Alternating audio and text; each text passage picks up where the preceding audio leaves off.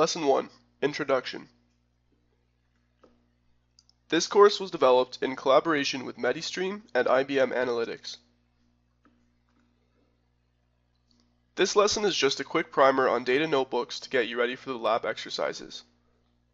After completing this lesson, you should be able to use Zeppelin in your Spark projects and identify the various notebooks you can use with Spark.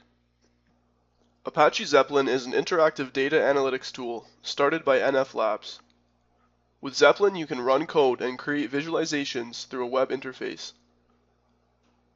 You can plug in virtually any programming language or data processing backend. Zeppelin comes configured with Scala and Spark, as well as Markdown, Spark SQL, and Shell. You can visit the project homepage for more information. Jupyter is an evolution of IPython, a mature Python-based notebook. IPython is still the Python kernel, but Jupyter also supports other languages including Julia, Ruby, R, and Haskell. It supports PySpark, the Spark API for Python, and visualizations using the pyplot library.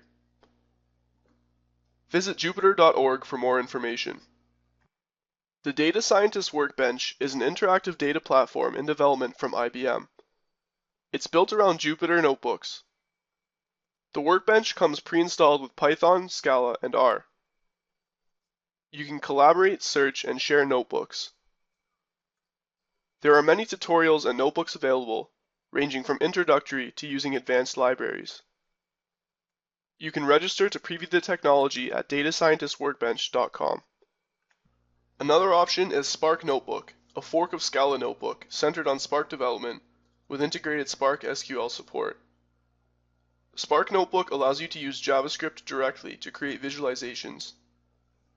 Visit the GitHub page for more information. One last notebook solution is Databricks Cloud. It's currently only available on Amazon Web Services, so if you have an EC2 account, you might want to consider Databricks. Here we see parts of the Zeppelin interface. You can use special tags to identify which backend to use. The default, with no tags, is Scala. A Spark context is automatically instantiated with the variable sc.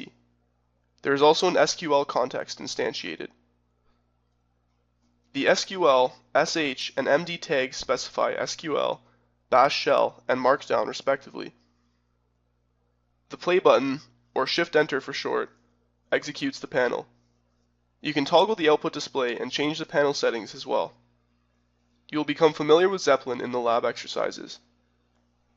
Having completed this lesson, you should be able to use Zeppelin in your Spark projects and identify the various notebooks that you can use with Spark. Proceed to exercise 1 and the next lesson.